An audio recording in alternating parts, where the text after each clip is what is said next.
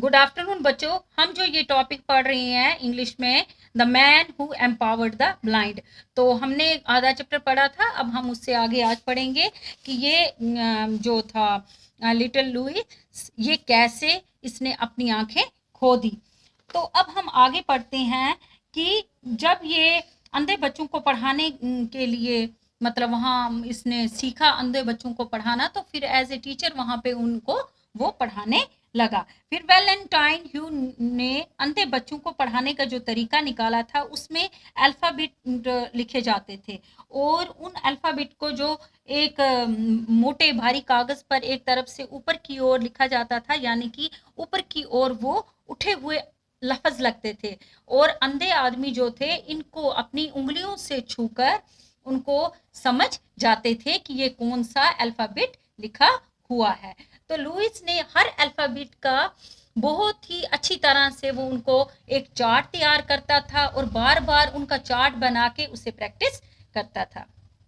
जैसे मतलब जैसा उसका दिमाग तेज था, उस तरह से उसको इससे थोड़ी तसल्ली नहीं हुई। वो कुछ और अलग से करना चाहता था, जिससे कि अंधे बच्चे जल्दी और तेजी से सीख सकें। लेकिन ये जो चार्ट का प्रोसेस था, ये बड़ा ही आहिस्ता आहिस्ता था। तो अल्फ़ाबेट के जो अल्फ़ाबेट इसने बनाए थे, उनसे काम करके, मतलब वो जो अल्फ़ाबेट्स के जो मतलब वर्ड्स के जो लफ्ज़ होते थे, वो एक एक इंच वाले होते थे, और छोटी सी अगर कहानी इनको लिखनी होती थी तो उसमें भी इनको बहुत सा समय लगता था। तो ये कहानियाँ लिखने में या किताबें लिखने में इनका बड़ा ही टाइम, मतलब बहुत टाइम वेस्ट होता था इनको छपाने में। तो अंधे जो थे, अंधों को ये हर तरह से मतलब समझाना चाहते थे कि उनको इस तरह से समझाया जाए ताकि वो जल्दी से सीख जाएं। जब ये 17 वर्ष का था, यानी कि 17 साल की उम्र का था, तो उसके दिमाग में एक विचार आया कि मैं ऐसे मतलब लफ्ज लिखूं, ऐसी शक्लें बनाऊं जिनको ये मतलब जल्दी से पढ़कर कुछ नया वर्ड सर्च कर सके। तो एक शाम को क्या होता है कि ये एक गाड़ी में कहीं जा रहा होता है, तो वहाँ पे जो फ्रांस का सेना हो, फ्रांस की जो सेना का एक अखबार होता है, यानी कि फ्रांस का जो अखबार होता है, वो अखबार कोई पढ़ रहा होता है। तो उसमें कुछ ऐसा लिखा होता है जो वो इशारों से उनको समझाता है। तो अखबार में जो नेपोलियन की जो सेना थी, वो एक चार्ल्स बेबीज का, उसमें बावीज का बताया जाता है, एक जो उनका कैप्टन, यानी कि फाइटर कैप्टन जो था, उसने डार्ट्स के थ्रू कुछ ऐसे खाली जगह होती थी, उनको भरने के लिए एक तकनीक निकाली थी। तो जब ये उसके बारे में सोचता है, तो इसके दिमाग में भी कुछ नया ही तरीका बनाने का आ जाता है। तो मतलब ये भी सोचता है कि मैं भी कुछ ऐसे शब्दों को इस तरह से रखूं जिसकी वजह से नए लफ्ज निकल कर मेरे आंखों के सामने आ जाएं, और मैं अंधे बच्चों को अच्छी तरह से एक्सप्लेन कर सकूं, यानी कि अंधे जो दूसरों पे डिपेंड ना होकर खुद इंडिपेंडेंट हो जाएं।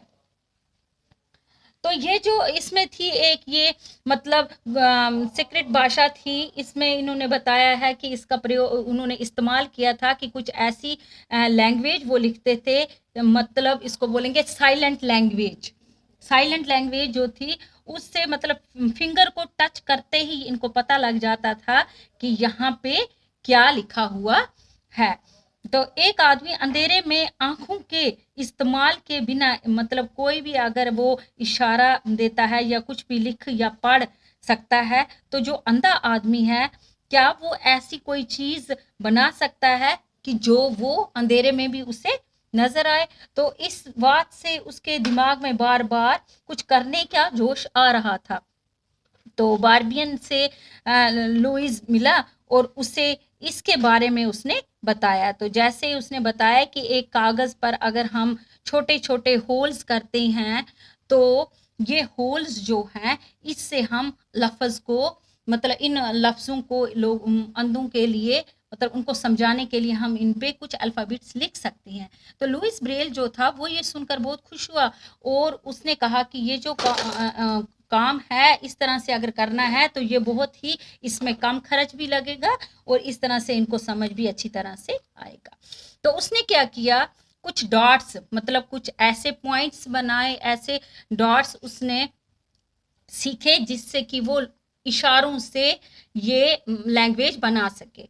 तो 1829 में जब वह 20 साल का था तो उसने एक मतलब होल जैसे कंप्यूटर का ये होता है कीबोर्ड, ऐसे ही उसने एक होल का निर्माण किया जिसपे 6 होल्स थे, यानी कि 6 किस्म के होल्स थे और उन जो डॉट्स थे उन डॉट्स को छूकर वो पहचान जाता था कि किस होल पे कौन सा अल्फाबेट लिखा हुआ है। तो उन्होंने अंधों को इनके बारे में बहुत समझाया और उसने संगीत के लिए भी कुछ एक ऐसी लैंग्वेज निकाली, यानी कि हालांकि वो भी एक सिंगर था, अंधा होकर वो भी सिंगर था। तो आपने देखा होगा ज़्यादातर जो अंधे होते हैं वो ज़्यादातर संगीत से मतलब इंटरेस्ट संगीत में रखते हैं। तो उन्होंने बहुत सारी ऐसी किताबें लिखी और उनको बनाने के लिए मशीनों का भी उसने इन्वेंशन किया। तो बहुत सारी मशीनें उसने बनाई। फिर 1852 में जब ब्रेल 45 इयर्स का था तो 2 साल के बाद वो जिस इंस्टीट्यूट में काम कर रहा था तो उसने वहाँ के जो अंधे लड़के थे या यंग जनरेशन के जो अंधे थे उन्होंने उसको ब्रेल की पदवी से, यानी कि ब्रेल की एक ऐसी मतलब पदवी दी, एक ऐसी इज्जत बख्शी उसको कि वो उसी के नाम से फिर आगे जानने लगा और बाद में उसका नाम भी ब्रेल के हिसाब से पड़ गया। तो ब्रेल में उसने बताया कि जो जितनी भी किताबें उसने लिखी हैं, जितनी भी स्टोरीज या किताबें या कहानियां उसने लिखी हैं उनको उसने ट्रांसलेट किया किसमें, ब्रेल में। और इसके ज़रिए अंधों को महसूस हो गया कि उन्होंने जो मतलब हिम्मत हार चुकी थी, जो उनको भरोसा नहीं था कि हम कुछ कर सकते हैं, तो उसने इनके लिए इतना कर दिया कि ये अपने आप को अंधा लाचार महसूस ना समझे और अपने अधिकार को पाने की कोशिश करें, अपने हक को जाने कि ये लाचार नहीं है। और उन्होंने अपना सपना भी साकार किया, यानी कि उन्होंने उन अंधों के सपने को दिखाया कि वो भी कुछ ना कुछ कर सकते हैं। तो ये चैप्टर यहीं ख़त्म होता है। Thank you.